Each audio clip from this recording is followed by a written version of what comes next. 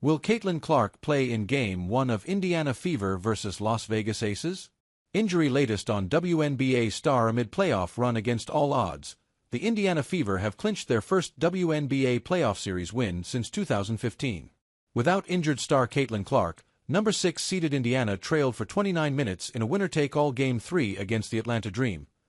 But on the road, the Fever were able to hold the Dream scoreless in the closing minutes, and finished the game on a 7-0 run to shock Atlanta 87-85 and reach the semifinals.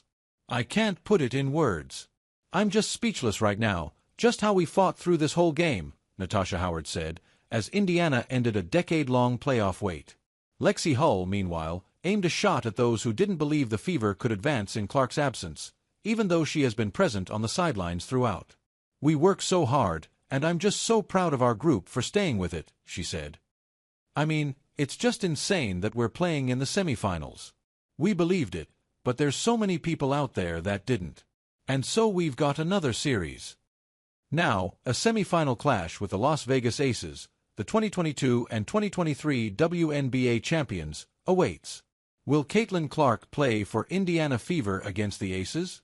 After the Fever punched their ticket to the WNBA semifinals, questions formed over whether fans can expect to see Clark play any part in Indiana's biggest series of the last 10 years. The second-year superstar has not featured since she suffered a right groin injury on July 15th, and confirmed to fans on September 5th that her season was over. I had hoped to share a better update, but I will not be returning to play this season, Clark wrote on social media. I spent hours in the gym every day with the singular goal of getting back out there. Disappointed isn't a big enough word to describe how I am feeling.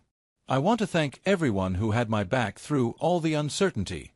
This has been incredibly frustrating, but even in the bad, there is good. The way the fans continued to show up for me, and for the Fever, brought me so much joy and important perspective. I am so proud of how this team has only gotten stronger through adversity this year. Clark is not eligible to return for the Fever during the playoffs, even if she does fully recover in the coming days and weeks. While she could have made a comeback at any point in the regular season, each team needed to submit an active roster ahead of the postseason. Only players on that submitted active roster are eligible for the playoffs, and Clark was not listed by Indiana. The next time WNBA fans will see her on the court will be in 2026, regardless of how far the Fever go in the postseason. How many games did Clark play in 2025? Clark played just 13 games this season, in which she averaged 16.5 points, shooting at a below-par 36.7% from the field and 5 rebounds. She did, however, rank second in the WNBA in assists with 8.8 per game, behind only 6-time All-Star Alyssa Thomas, 9.2 assists per contest. Despite her absence, as well as that of her rival and member of her fellow draft class in Angel Reese, the WNBA's viewership numbers have continued to rise. Fever's ability to adapt to adversity is astounding. Considering the hand the Fever have been dealt this season, losing several players to season-ending injuries, it is somewhat incredible that they were able to muster together a 24-20 winning record and finish third in the Eastern Conference.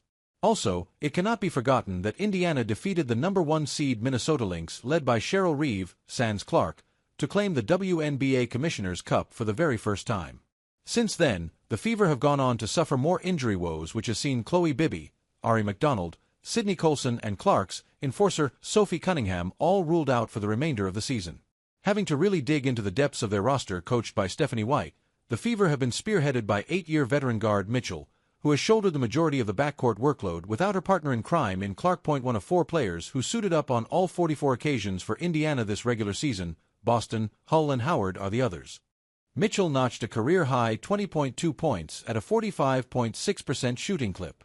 She also shot with 39.4% accuracy from beyond the arc, which is ahead of her career average from that distance. This ultimately saw her earn her 3rd straight All-Star nod. Even with Mitchell's heroics, few thought the Fever would win their series against Atlanta, especially given Game 3 was on the road. This group is just really special, Coach White said after Thursday's win.